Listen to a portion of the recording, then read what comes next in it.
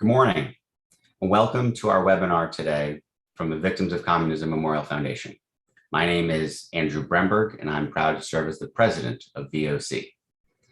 Today, thank you for joining us for our conversation of our groundbreaking new report, Corporate Complicity Scorecard, that was just released yesterday. We've got an exciting panel of presenters, and we'll get started. We gather today at the outset of the 2022 Winter Olympic Games being held in Beijing, kicking off right now. And while there's been lots of discussion about the importance of the diplomatic boycott and what's happening around the world to why these games should not be taking place, it's been important to see how US companies have chosen to sponsor these Olympic Games, despite the horrendous human rights abuses, the encroachment of a totalitarian surveillance state, and the work being done to militarize China through its work with the PLA. Why have US companies chosen to sponsor these games? Well, the timing of this report couldn't be better. In a moment, I'll introduce one of the co-authors of this report. They'll help describe what we found. Far too often, much of the conversation of US corporate activity in China has been anecdotal and offhand. Examples of one company engaged in one particular type of activity that has never provided a real context or understanding for whether that activity is particularly problematic for some reason, or how that compares to the activities of other US corporations. That's why we're so pleased to present this scorecard, a kind of first ever attempt of a systematic analysis of 8 major US companies examining their work in China across certain key factor areas. So thank you for joining us today, and I'm going to introduce one of our co-authors of the report. He'll speak and describe the report and its contents to you all, our viewers, and then we're going to have a interesting panel conversation. I'll introduce our panelists after this brief presentation. So now I'd like to introduce Nathan Picarsic, who's the co-founder of Horizon Advisory, a geopolitical consultancy and a senior fellow at the Foundation for the Defense of Democracies. His work focuses on the development of competitive strategies to help businesses, investors, and governmental actors navigate economic, technological, and political change. His team's research on this topic of wide-ranging and geopolitical competition to human rights abuses have been profiled in the New York Times, the Wall Street Journal, and the Washington Post. We were so proud to partner with Horizon, and we're thrilled that Nathan can join us this morning to kick off our conversation of this really important report. Nathan. Thank you so much, Ambassador Bremberg, and thank you to the entire VOC team for organizing this panel and making this project a reality. And thank you to the panelists who are joining us to discuss it today at this timely and important moment. As Ambassador Bremberg introduced, the goal of the report was to pursue a contextualized look at the US corporate sector's exposure to China, in particular, the malign aspects of the Chinese business environment, those associated with contributing to the military modernization program of the PLA, of contributing to the surveillance state apparatus that we see developing throughout China and increasingly being exported throughout the world. And of course, contributions, proximity, ties to the actors in China that are perpetrating the broad base of human rights abuses, including what we know to be genocide and crimes against humanity against ethnic minorities like the Uyghur population. So the goal was to not look at just an ad hoc indicator of risk and in an isolated fashion looking at one company or one sector, but rather to review a subset of US global corporates that span industrial activities to understand relative exposure to these malign aspects of the Chinese business environment. We like to underscore that we're not assuming at the outset of this project or in the methodology that just simply having a presence in China or doing business with China is itself an offense. Rather, there's degrees of offense that can be measured, can be monitored across these indicators of malign aspects of the CCP's program, and that this provides ultimately a playbook for companies to be responsible actors, to live up to the ethics and morals that they might promote. Which brings us to one of the key findings that we found reviewing what ultimately in this report ended up being something close to 400 footnotes and a pile of multiple thousands of Chinese language source materials as a part of our research process. We found that US corporate leaders and frankly, for roughly a generation, have been very happy to say one thing in the United States about their business activities, about their morals, their approach to privacy and social responsibility, and they're very happy to do something else in China and either actively or implicitly assume that there won't be any degree of accountability or monitoring of the delta between how they talk about their businesses in the West and how they behave within the Chinese market. And again, we think that this is common across industrial sectors as we measured it, and it dates back roughly for at least a generation, where US and global corporate leaders have been very happy to trade exposure to China's military modernization program, China's surveillance state modernization effort, and the human rights abuses that are taking place throughout the Chinese mainland in exchange for market access, in exchange for decreased costs. And this is a unique feature of the Chinese system relative to past communist and authoritarian models. The Chinese state has multiple lures and inducements to entrap global corporate players. So both on the side of production, where there are labor arbitrages in terms of low-cost production in China, as well as on the consumption, the demand side of the lure of the Chinese market. And the CCP and Chinese corporate players are adept at leveraging both of these inducements to ensnare Western corporates. And we think there's need for a reckoning and awakening on the part of global corporates to understand the risks associated with accepting opportunities in terms of decreasing costs or increasing market access. The most egregious set of examples that we found and that are emphasized throughout the methodology of the scorecard itself often associate with the surveillance state. And this is one key set of indicators that were reviewed in the methodology that I'd like to highlight up front, because it underscores that the importance of monitoring US global corporate exposure to China is not just to wrap the knuckles and to draw negative attention to behaviors that we think are problematic. The real goal is to encourage positive development, to show that there's a way that companies can be responsible about their business, they can conduct due diligence, they can develop mitigating measures to exit the Chinese market, exit relationships on the ground in business terms that provide exposure to these problems. Because the Chinese surveillance program, for all of its progress and all of its perfecting over the past 20 years, still does rely a great deal on Western technology. And the responsibility of those companies that are conducting collaborative research and development, that are providing key pieces of technology and hardware and software that fuel this surveillance program, amounts to some degree of leverage over the Chinese Communist Party and its abusive program.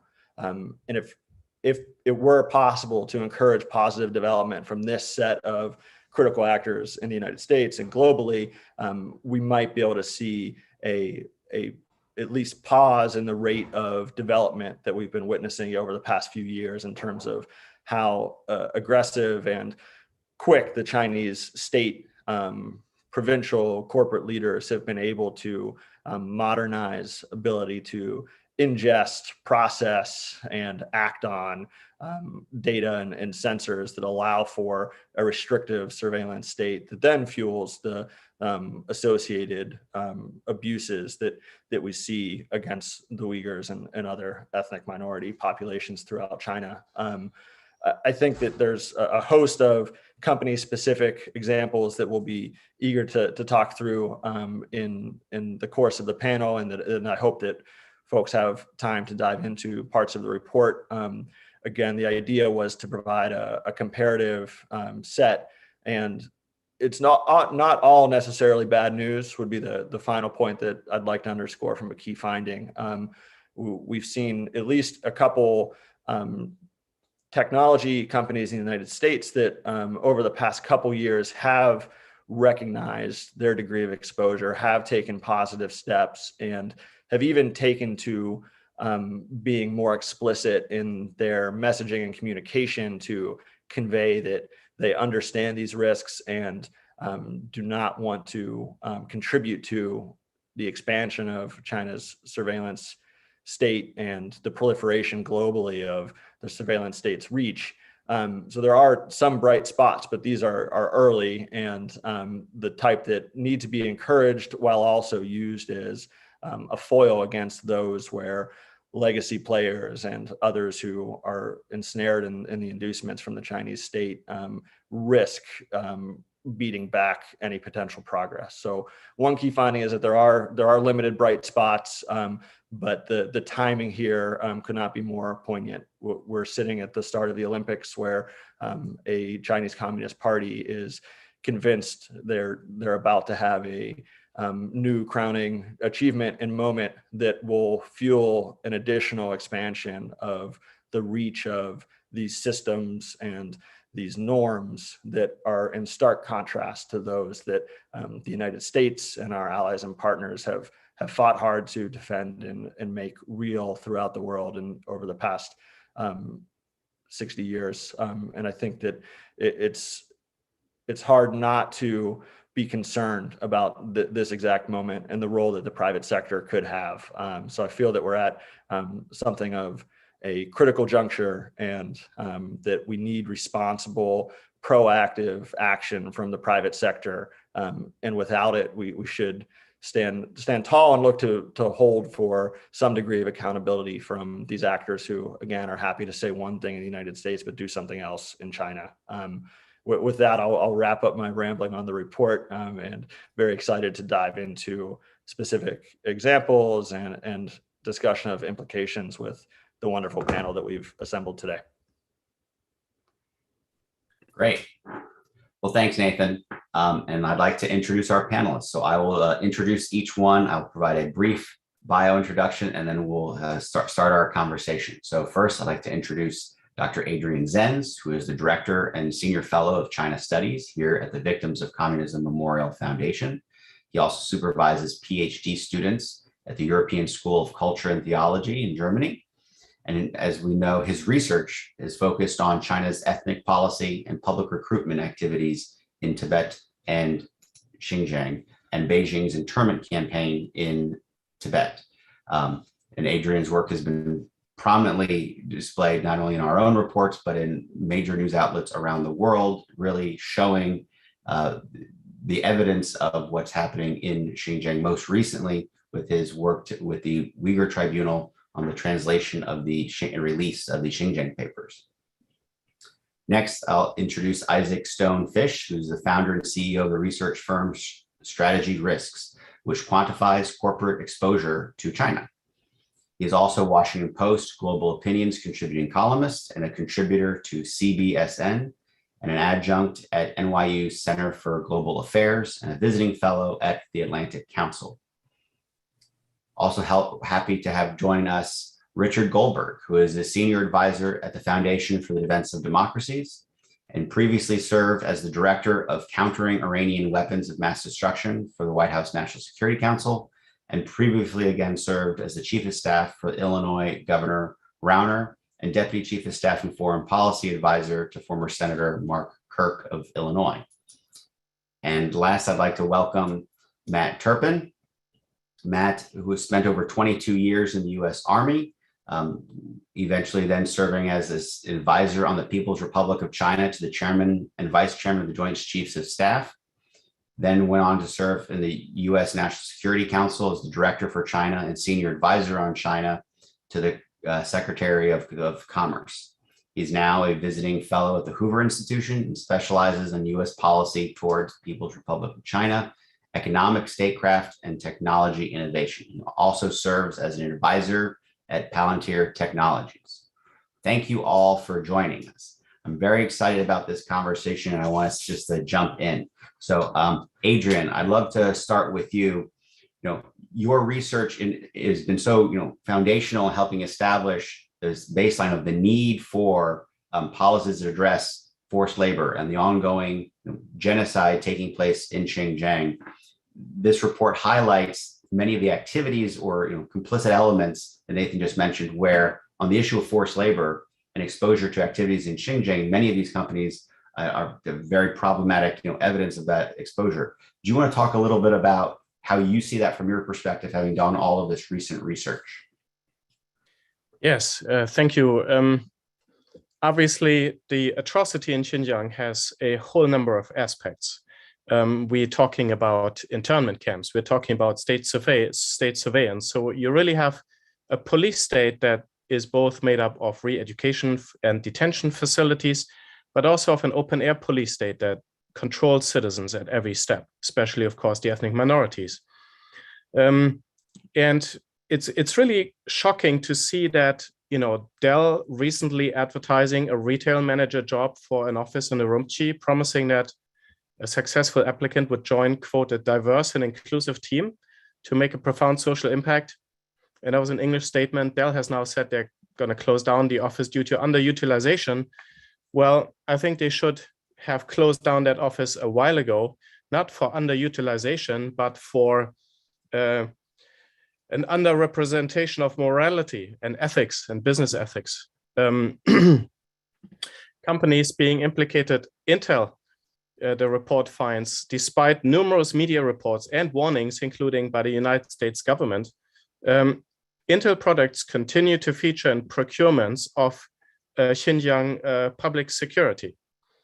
Other companies like Dell operate artificial intelligence and computing laboratories in partnership with the state-run Chinese Academy of Sciences Institute of Automation, who actively co-develop surveillance that's also used in Xinjiang, including discussing a cooperation for Xinjiang ethnic minority speech and language processing technology. And as has been highlighted, several of the companies have not taken enough steps to divest from forced labor. So the big problem that I see here is the atrocity in Xinjiang is very multifaceted. It's very far-reaching. It has a lot of linkages, growing linkages to other parts of the country, including through labor transfers, which arguably, according to expert review, could constitute the crime against humanity of forcible transfer of a civilian population. These are just incredibly problematic things. And what I think we have seen is that some Western companies have taken steps, but often only in media reporting. They've been very enough in internal discussions, also with rights representatives, with forced labor experts. Basically, what you find out is that the companies have been sitting and waiting and just hoping it blows over or not sure what to do. There's not been the proactive steps. And I think we see that in a lot of respects. But in regards to Xinjiang, it's just particularly problematic. And this lack of proactivity and this sort of slow walking of steps, also, of course, hedging their bets, is something that I think is incredibly problematic in terms of the message that it sends, because it means that the Chinese state has managed to position itself and its economy in a way that is actively using American corporations for complicity with its own strategies and undertaking.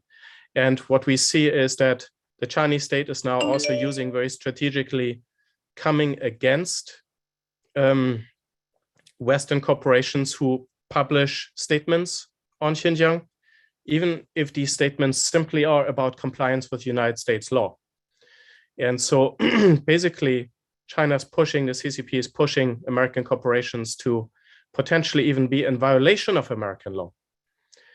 And this is, I think, also something where arguably the White House and lawmakers in DC need to do more to just have very clear parameters that these companies need to take the right steps. Thank you. I'd like to go to Isaac to ask you, we see this, Adrian just mentioned, the prospect that this could be violating US law, some of these activities potentially. And this, of course, predates this report, this analysis predates the new Uyghur Forced Labor Prevention Act that is strengthening US law to ensure that we don't import products made with forced labor associated with the genocide taking place in Xinjiang. What are some of your thoughts and observations about how you see the risk to companies? I mean, you advise companies on this risk. What are you seeing in terms of how they react to this? It's sad to say that the ethical risk and the national security risk doesn't really motivate companies to change. What's really making them think twice about operations in Xinjiang is the regulatory risk, that the Uyghur Act that you just mentioned, also the possibility of a lot of other acts coming down the pipeline that will restrict relations with companies that support the Chinese military, that'll support the United Front, that'll support the Ministry of State Security. And I think what the US government is doing with this is it's training US companies to reduce their reliance on China. It's certainly not going to stop with just Xinjiang.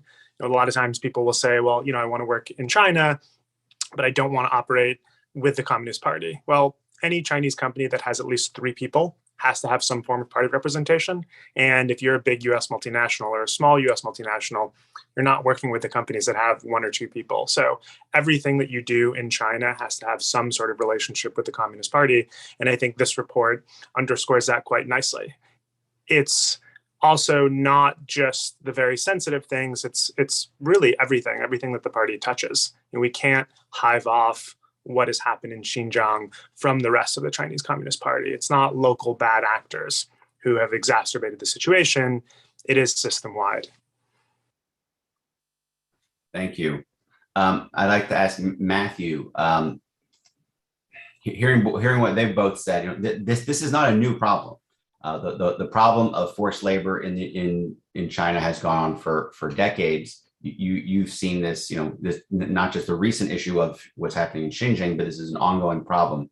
Looking over that time horizon and looking at where we are today, what do you see as the real kind of challenges and opportunities for how do we actually try to make a difference? Where do we actually see the behavior start to change? Nathan mentioned that there have been some companies that have actually taken steps back and away from, and recalibrated their relationship in terms of their exposure to these activities in China. What are your thoughts on this, where we are today?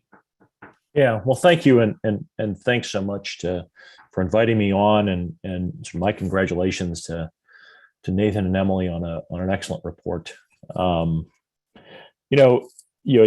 It's so disturbing to sort of see that these issues continue to be sort of front and center of our relationship with the PRC. I was watching yesterday, a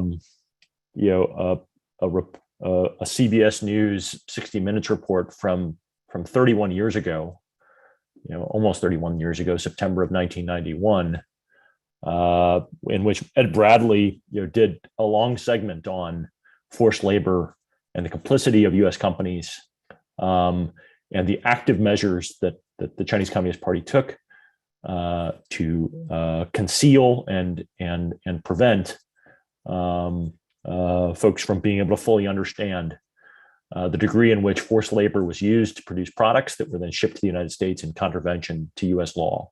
And the fact that we are still dealing with that today and unable to sort of figure out ways in which companies can live up to not only moral implications of what they need to be able to do, but legal requirements of them to be able to do this. So areas in which I think we should look to for sort of a path forward, right? In terms of corporate social responsibility, a topic that is increasingly important to stakeholders and shareholders. I think this is an area we should be focused on.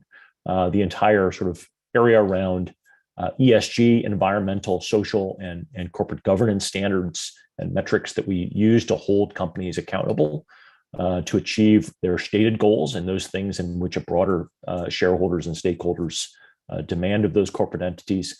Corporate management should be measured on that due to their exposure to the PRC, given the mountains of evidence we have that the Chinese Communist Party operates in ways which seeks to undermine and subvert U.S. law.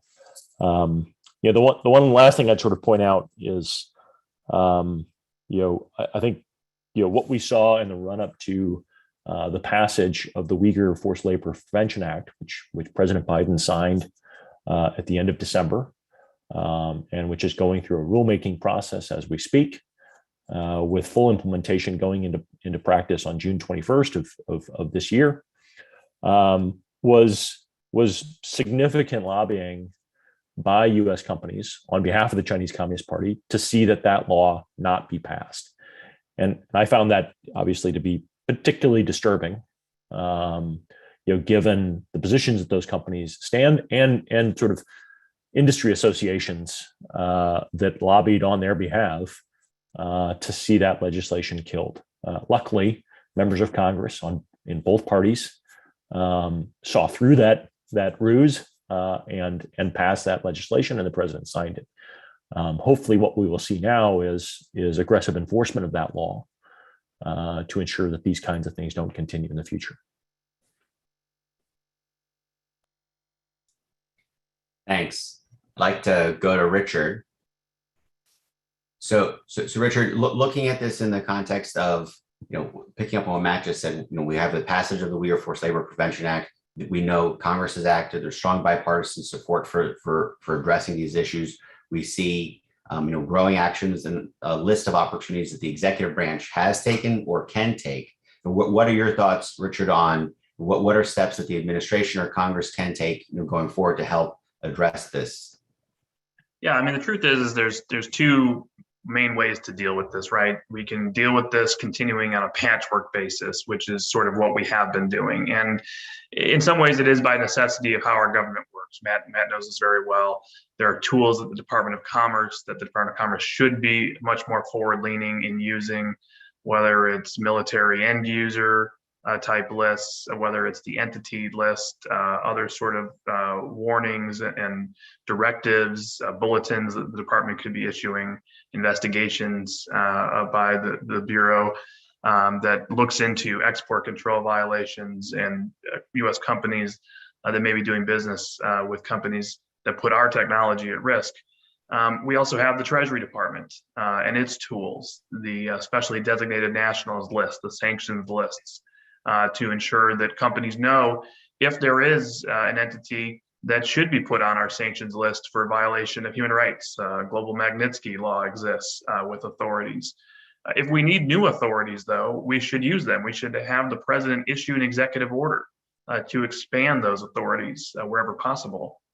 I think in the report, digging into it, we obviously have grave concerns over complicity in what two administrations now have agreed is a genocide. But we also have grave concerns about opening our broad national security vulnerabilities via these large technology companies to the People's Liberation Army. And these institutions, the universities, private institutions, so-called companies that are owned or controlled or in some way passing information and technology to the PLA. That needs to be a grave national security concern as well. And so I think it may be time, to look at a comprehensive sanctions regime that would apply to US companies, certainly. We can talk about secondary sanctions as well, to ensure that we are taking full due diligence steps inside these companies, like an Apple, to know who they're doing business with. It's not good enough, in my view, to say, oh, we think our products are free of being associated with the genocide because they weren't used or complicit out in Xinjiang. But we're going to be doing business with all these same companies that are complicit or are connected to the PLA. And our technology is at risk, which means US national security is at risk. So I think we're going to need to look at a comprehensive sanctions regime going forward. We obviously have import ban capabilities as well. We've seen Senate legislation, House legislation in the past, especially during COVID-19, look at its use in the medical supply chain. This could be something we look at in other critical supply chains as well. And I think in general, we also have to have sort of a step back of our overall trade relation with China. We go back to the debate over permanent normal trade relations. And it was amazingly Nancy Pelosi, as everyone will recall, who was quite passionate on human rights issues for China and was very concerned about the push from the Clinton administration at the time. And one of the things that we learned and saw and sort of agreed to was there would be all sorts of commissions and steps taken and dialogues with the Chinese on human rights as a quote unquote make good for moving forward with PNTR. That obviously has failed. And so if that was sort of the essential 30 years ago quid pro quo for PNTR, and we are in the middle of what two administrations have called a genocide, we need to reevaluate PNTR. And I think Beijing needs to know that that's on the table. So I think there are a lot of options for the federal government. There are options for state governments as well to be involved through their pension funds, through their state contracting as well. But it's time to have these tough conversations. That's really important. So I'm going to invite our those that have joined us as participants to submit questions. We've gotten a couple that have come in already, so I want to give folks time to chime in with their questions. But I'll kind of start off. When we look at the companies examined in the report, it is mostly from the U.S. technology sector, not just the kind of tech user companies, but also on the infrastructure side. So it brings up the question of the surveillance aspect that Nathan already talked about. I may kick this over to Nathan or others can jump in as well. Of so much of what we found in this report, Nathan, as you mentioned, was focused on the evidence of their complicity or cooperation with these surveillance activities. And I was thinking, well, is part of that skewed by the fact that we looked at technology companies?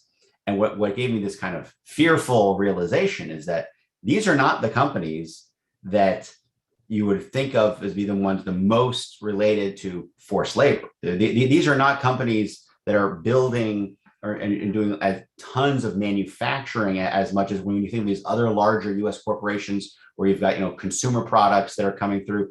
Those are the ones that probably have even more exposure to forced labor. And I was just curious on your perspective of the companies that were examined versus that kind of next cadre of companies that obviously we need to. These are not the only 8 companies in the United States or those that are working with China.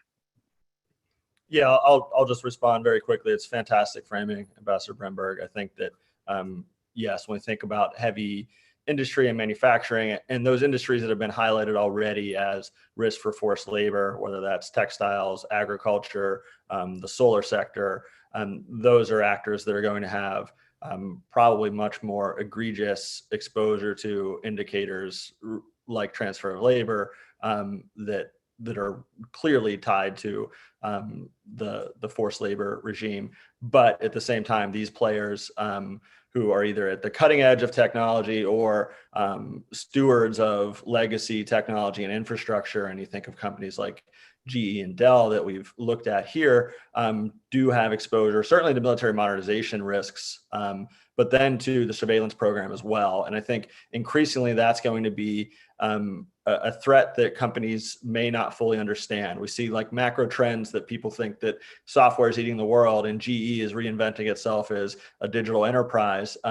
And these are just buzzwords that may or may not mean anything, but on the ground, the Chinese surveillance system is modernizing itself and is taking advantage of these trends. And any technology that they can harvest from abroad that can be deployed in an efficient way, they're going to proactively trying to. And some of their use cases on the Chinese side are not necessarily the use cases that we might think of or be concerned about from a Western perspective, because we're not necessarily building a surveillance state with the same optimization parameters as the Chinese state is. So we have to be monitoring from the Chinese side to have any hope of a reliable due diligence against these risks. And it's entirely possible that we reach a point where there are sets of commercial civilian technologies and applications that cannot be acceptable for Western companies to be contributing to.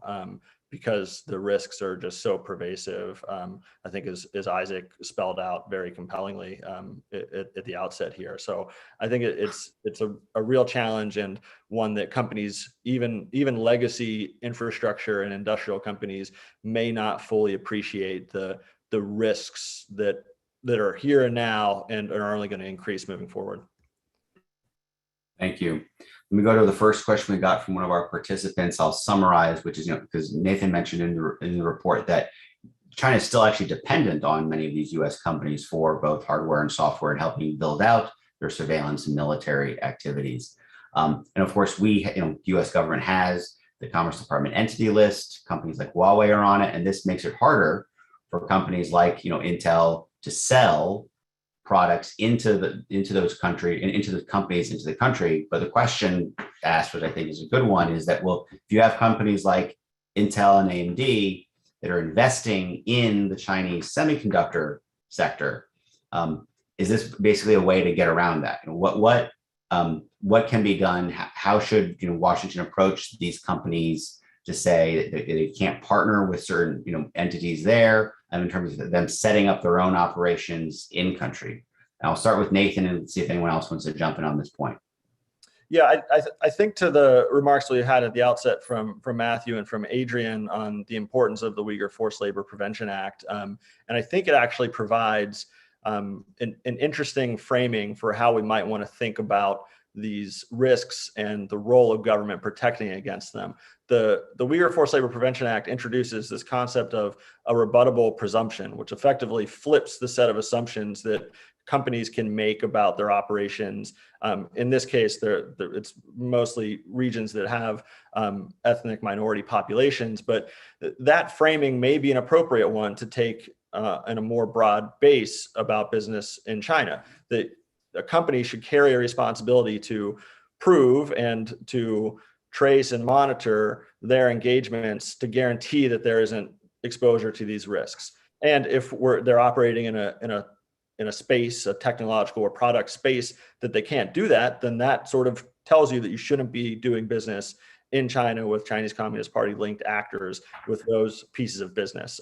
At the same time, I think Rich's framing of the need for comprehensive reactions is just as compelling.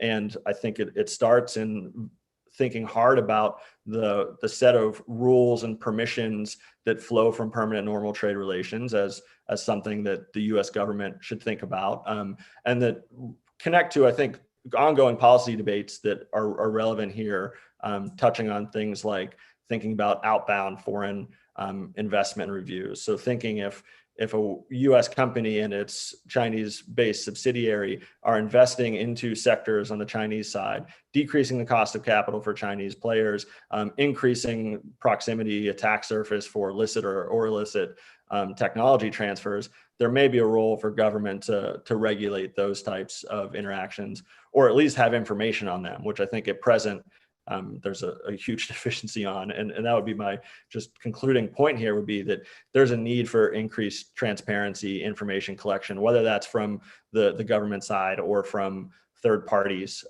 These risks carry real implications for bottom line performance of these companies in the immediate, as well as certainly over the long term. And I think the whole host of engaged stakeholders need to be collecting and monitoring more information to truly understand the contingent liabilities that may be floating around out there. Just that is, go ahead, Isaac. So the Forced Labor Act prevents goods coming from China into the United States. And right now there are just few restrictions preventing US goods or US companies working in China the other way. But Tesla's very egregious act of opening a showroom in Urumqi on New Year's Eve, and the great work that you guys did finding out about Dell's office in Xinjiang, things like that could spur US policymakers to restrict the ability of US companies to operate in Xinjiang or sell into Xinjiang, even if they're just doing it from a domestic Chinese context. Mm-hmm. Yeah, thank you. I want to go, maybe I'll start with Matthew on this next question. I hadn't seen the news this morning that apparently the White House announced it's changed some of the solar tariffs that we had seen. So apparently that the double-sided solar panels, many of them from mainland China, will no longer be subject to some of the tariffs. So if you're not familiar with it, I don't want to put you in a spot because I'm not aware of exactly what the announcement was today, so I can't comment on it yet. But the question is that does this signal the kind of ongoing problem that we in Washington have had, which is we recognize the challenge, we want to take strong, tough stands, but we then have this inconsistent message where you pass the Uyghur Forced Labor Prevention Act, and that's signed by the president, but now we have a reduction in tariffs on solar panels, which not just, I mean, we've seen, all of the work done by not just, Adrian and others pointing to the polysilicon sourcing in Xinjiang and the direct ties to forced labor are the direct inputs for these solar panels. So the question asked is this one step forward and a half step back, or how should we look at this in this context today? Yeah. So to be honest, I had not yet seen it either. But it appears to me, if this sort of decision is true, that it's particularly unfortunate. It appears that we are trading principle for expediency. As we pursue a laudable goal of net zero and reinventing our energy economy, the last thing we should be doing is trading sort of carbon emitting energy sources for energy sources that are produced on the backs of slave labor. And I think that's particularly problematic.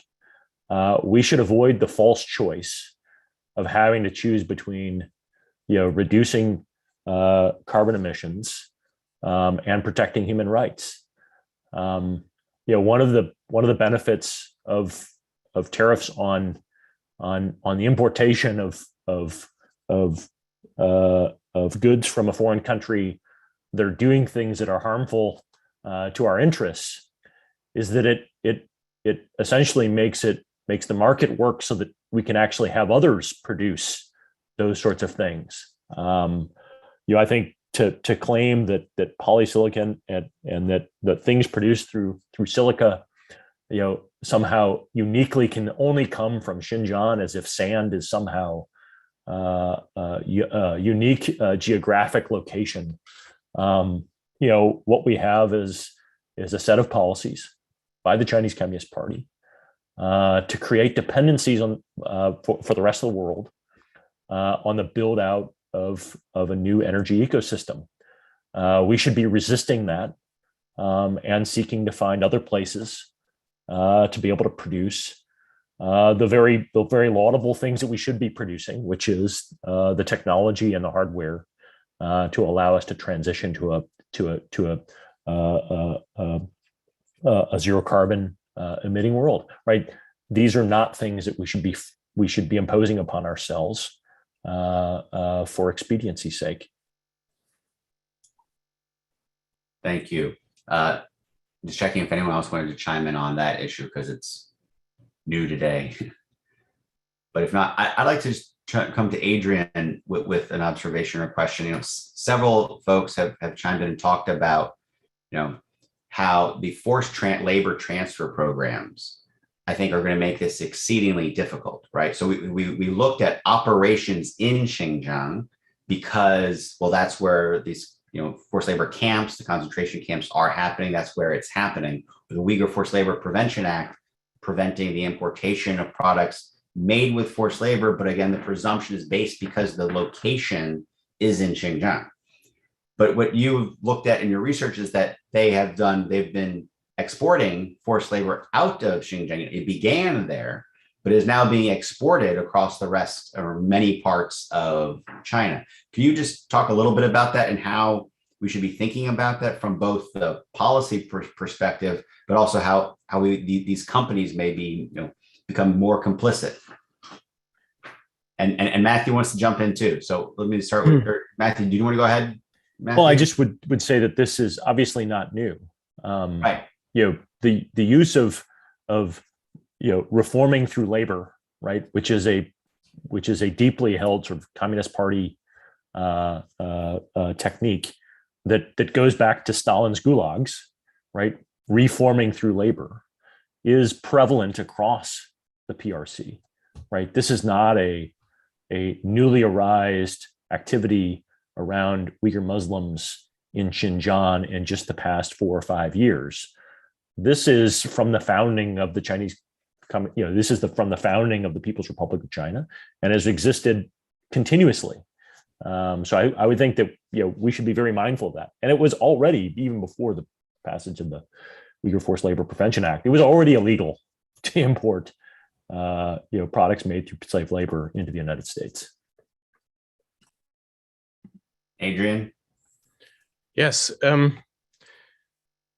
This is a very difficult topic because the Uyghur Forced Labor Act only places the rebuttable presumption of coercion on anything directly produced in Xinjiang. And the labor transfers, which have existed in the past, but became more coercive and increased in scope starting in 2017 and 18. The problem is that China is now not publishing anything about them. So there's a withholding of information. There was some initial data on them, and they stopped publishing it, and they're being very quiet about it. And now it's become a cat and mouse game. So Chinese corporations in Eastern China are now claiming that they send them back, or claiming that they're not involved in it, or claiming that this product is not made with labor from those transferred laborers. And then Western companies send in auditors and say, oh, we couldn't see any Uyghurs or whatever. So and nobody knows how reliable these audits are.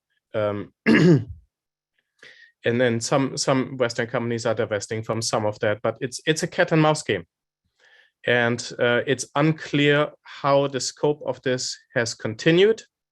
It's clear that this is part of a Chinese policy.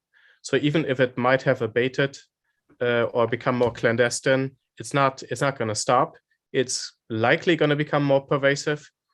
China's going to try to normalize it. And the Uyghur Forced Labor Prevention Act only has stipulation that demands a monitoring of that situation, because it was a new research finding at the time. And based on one of the recommendations from my testimony to the CCC in 2019, October 2019, it was an early research finding. And the problem is sort of the proof and the details. And Western companies typically only act if you can prove that they're implicated, and there's not, the proactiveness is often not there. And so this has become really a moving target, for which there's not an easy answer, but just ongoing accountability and attention to it is needful.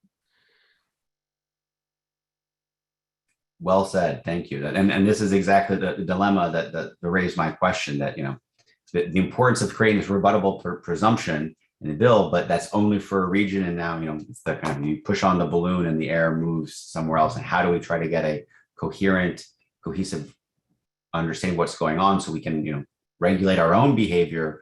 But this lack of transparency, I think, is what's such a key point. I know we're cognizant on time. I want to maybe mix it a little and give everyone an opportunity, not Nathan, but give everyone else an opportunity maybe to ask Nathan or someone else on the panel a question.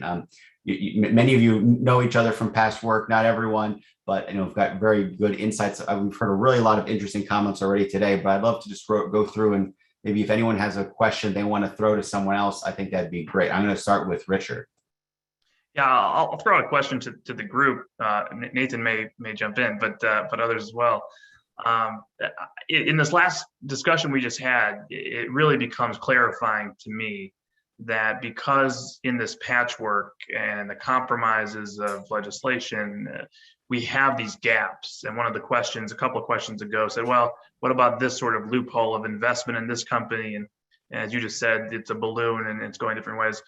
And I do think that sort of this comprehensive sanctions approach may be helpful to fill in the gaps, to say to a U.S. company that you are now liable based on a constructive knowledge standard that you should have known who you're doing business with. And if we find that you've done business in any way, investment, transactions, deals, joint ventures, et cetera, with a company, with a firm, with an entity, university, elsewhere, that has the following criteria, then you are at risk of US sanctions violation. What should that criteria be? What would you put on that based on this report that would fill in the blanks? If you were the Treasury Department, if you were OFAC designing this executive order, what should that criteria be? And then I think from there, you would put it back on US corporations and say, you're going to have a very robust compliance program to verify that you're not going to trip this sanction going forward. Nathan, do you want to start with that?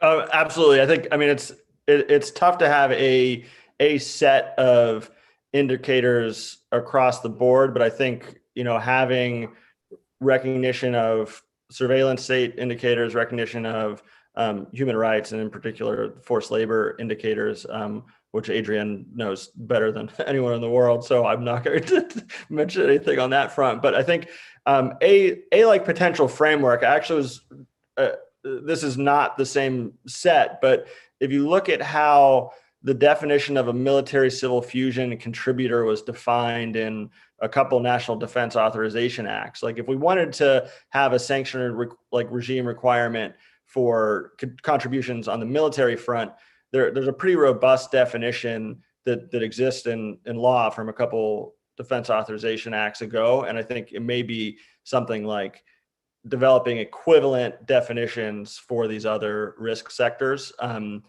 then I think, the only thing I would add is that the push from regulators, from the US government, I think is certainly going to be met with resistance from the corporate sector, who will argue that, there's increased cost and complexity and requirement that they can't necessarily comply with. So ultimately, at the end of the day, I think those of us who are interested in seeing these types of diligence and action taking root need also to think hard about the bottom line implications. So the financial systems monitoring of these types of risks and baking them into how they value companies and expectations for companies. And then the same on the consumer front. The US consumer remains an incredibly powerful stakeholder in all of these discussions. And I think one that shares the values that we on this panel and the class of people who are concerned about these abuses talk about. I think they share these values, the broad US consumer. And I think that's just a community and set of stakeholders that, if activated on these shared values, could have a tremendous amount of impact. And I think is a necessary stakeholder to activate to guarantee that companies would comply with regulatory actions from the government side. So Isaac. Yeah. So one necessary step that's going to receive a lot of pushback from big US corporations is restricting business with large state-owned enterprises, which are complicit in Xinjiang. A lot of them are. COFCO, the major grain company, which has a very deep partnership with Coca-Cola, is a big example. And I think what regulators need to figure out how to do is, with politics being the art of the possible, how do you restrict the ability for major US businesses to do business with companies like COFCO or Bank of China or ICBC, these really, really large SOEs that are really entangled with US corporations in China, without forcing US companies to feel like their interests are so put against that they're going to mount a huge, huge lobbying effort. And frankly, maybe that's a good thing. Maybe that's a good eventuality, that they could do that and then lose and are forced to unravel these things. US companies will complain, well, European companies don't have to face this, other Asian companies don't have to face this. But it's a similar argument they've made against the Foreign Corrupt Practices Act, which generally speaking has been very beneficial both for US companies and US places in the world, even though US companies can't legally bribe other entities overseas. So I think it's a good step. I think it's a step that'll happen. And I think there'll be a lot of pushback from what necessarily we need to see. Yeah. Let me jump to Matthew. Well, maybe I'll raise a question that I saw pop up in the Q&A about, what can customers and citizens do more than sort of what's going on. And I think that's, to me, is the right sort of way in which we should be thinking about this, right?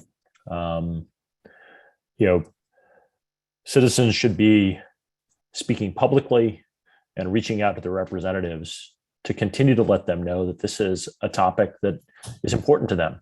And I think we've seen over the last decade, the power that citizens can have in raising issues and insisting upon changes to things that corporate entities may find that they say are interests that have to be protected.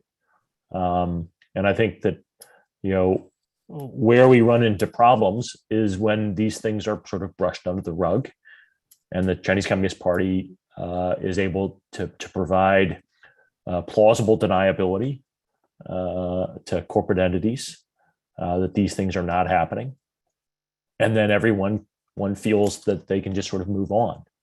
And I think that citizens who are also customers, have to make these things much more public, and demand an accounting, and demand that existing U.S. law gets fulfilled. And without that, I think that it's very difficult to see how legislators could continue to sort of devote time and energy to it if there's no public response to it.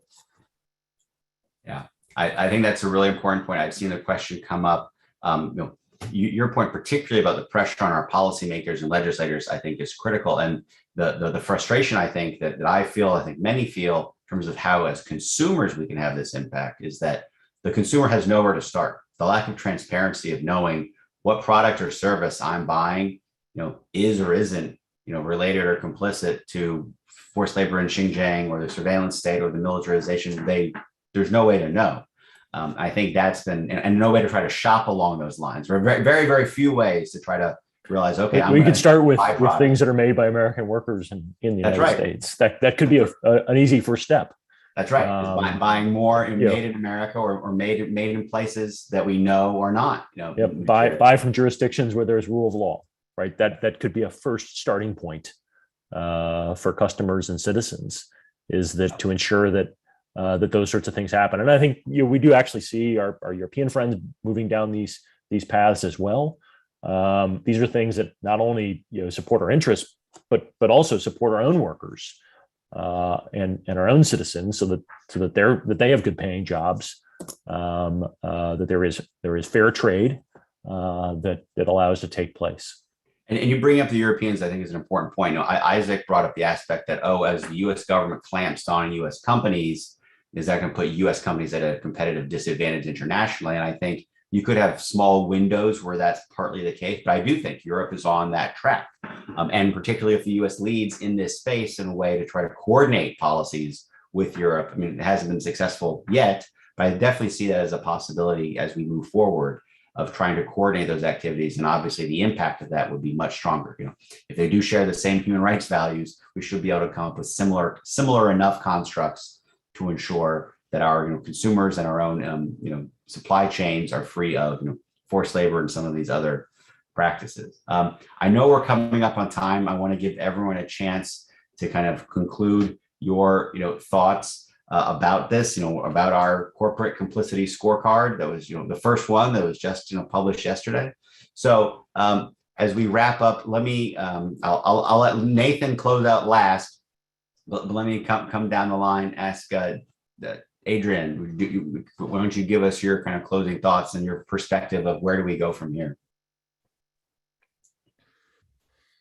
I think the fact that a report produced in January 2022, after years of research and findings and results and geopolitical tension, the fact that we still have so much complicity in human rights violations, in state surveillance, in military modernization among American corporations shows that there's been a real laissez-faire approach, just a real slacking that's continued. And of course, it's connected to the profits that can be made and the need to be represented in a Chinese market economically and financially. And how, in many ways, I think also the American public has allowed corporations to kind of get away with it, there's a real shortcoming, I think, a real shortcoming that we see here, and we will really need to see a significant change in underlying attitude on part of the consumer, on part of the corporations and Wall Street in general, also to some extent still in the White House and in Washington. There needs to be more done on this front to contain this complicity, and as the report says, not to stop legitimate business involvement, not to completely divest from China, not to bash the Chinese people, but to curtail the complicity in clearly unethical practices. Thank you. We go to Isaac. Thank you. Thanks for having me. And Nathan, thanks for the fantastic research that you and Emily and Adrian did on these issues. I'd like to jump off of Matt's point about the bread and butter democracy functions that regular Americans can push. It's very effective to write a letter to your congressperson and say, I'm frustrated by what Amazon is doing or by what Dell is doing. Write a letter to the company, post about it on social media. Companies do monitor these things very closely. And it is a really effective lever saying, I don't want this product because it's complicit in Xinjiang. University students are really finding their voices on these issues as well, and they're pushing university senates, they're pushing their endowments not to invest in companies that are complicit with crimes against humanity in Xinjiang. I think the US corporate world is slowly moving in the right direction because they're realizing where the US government is, and they're realizing where US consumers are. And the more that there's a virtuous feedback loop where the US government and US consumers are making their views clear, US companies are responding, the better off we'll be vis-a-vis China and vis-a-vis not supporting the crimes against humanity in Xinjiang. Thank you. Richard. Yeah, I just say thank you for including me. What a great discussion, incredible report, which I hope everybody will read, really exposing some of the major companies in our country that we think of all the time, brand names that people love. I think of Apple and how they've handled all of this. It's horrifying. And I think in general, the comments on democratic participation are right. But remember, it's about changing the cost-benefit analysis for these corporations. If you're operating on a bottom line, free of values, though you espouse to believe in ESG, we clearly have something broken in the ESG industry that's not accounting for what's happening in China today. We need to change the cost-benefit analysis. That has to do with making it harder and harder to comply with regulations, increasing costs of compliance, increasing costs of transparency and disclosure, and in effect, making sure that we make it business savvy to know who you're dealing with in China, to unwind your business practices there, and to follow what is right for American national security and our values. Thank you. Matthew. Well, I want to thank everyone, and particularly to Nate and Emily and their fine work. I'll just leave with the last note that we really should concentrate on doing business in jurisdictions with the rule of law. That's the way forward, right? We shouldn't continue to pretend as if the world is only made up of the United States and the PRC. There is a broad, wide world out there. And plenty of other countries would love to see the benefits that the PRC has had over the last 2 decades of globalization. So diversifying, our efforts of international trade and commerce to other places, and to bring those benefits to other people, particularly to countries that observe human rights, protect the environment, and follow the rule of law. And those are the places we should be privileging for our business, not only because it's morally the right thing to do, but in the long run, it is in fact far more beneficial to us economically and in terms of national security to proceed down that path. And at that point in time, perhaps the leaders in the Chinese Communist Party will see the folly of their ways and begin to reform and make real changes. But if we don't do that, I think we'll continue to see the Chinese Communist Party concluding that their approach works, and we will not be able to sort of get ourselves out from underneath this. So thank you so much. Thank you, Nathan. Thank you, Ambassador Bremberg. I think co-panelists, the wonderful co-panelists here have summarized most all of the key analytical and practical messages that we're hoping to convey with the report. So I'll just conclude with one brief thought on the methodology and framework. And our goal with this is not to just have an ad hoc one report that sits on desks out there in the world. The idea is to develop a framework that can be replicable and transparent and extended to other companies and updated to encourage positive development by these actors. So with that, I'm just grateful that your leadership, Ambassador Bremberg, the fantastic research of the team at VOC and involved on this project, including Adrian and my colleague Emily, and the wonderful dialogue that we've had here with this great panel indicates to me that there's a growing and engaged community of people that want to make a difference on this, and that's a positive from my perspective, and offers some hope that this type of framework and methodology can continue, expand, and have an impact. So thank you, all of you, for taking the time and for the opportunity to contribute to this conversation. Well, thank you, Nathan. And thank you, Nathan and Emily, for all your hard work on this. We're so grateful for our partnership with Horizon. You kind of took the words out of my mouth. My biggest kind of takeaway from this was just, wow, what a need for this type of transparency in terms of the kind of the beginning point of a systematic way of looking at trying to address this, because without this information, how can we do kind of the other two pillars that I kind of heard is from the big themes of, driving up the regulatory cost, right? Policymakers need to be making policy changes that, as Isaac and Richard said, drive up the regulatory cost or shift the regulatory risk in terms of the decision-making that companies are making. And they don't know where to push or what kind of changes to make if we don't know where the problems are. So I think this type of work exposing that is so critically important. And similarly, consumers, I don't think we've solved it yet, but consumers need to know so much more about what these companies are doing in their activities. And I hope that this is a beginning point to help educate consumers about these companies, about companies we can highlight in the future, about the companies that have chosen to support the CCP's propaganda efforts by sponsoring the Olympic Games. These are messages that the American public needs to hear and that they need to resonate back to these companies directly as consumers. So we want to thank you and Emily and the team for your work on this project. I want to thank all of our panelists for joining us this morning for a really great and in-depth conversation. I don't think there's a lot of other conversations this in-depth on this issue going on right now. So thank you all for joining us. And I want all of our viewers to continue to stay tuned to the work we're doing here at Victims of Communism Memorial Foundation. See our work on our website at victimsofcommunism.org, or of course follow us on all the social media platforms or at VO Communism on Twitter.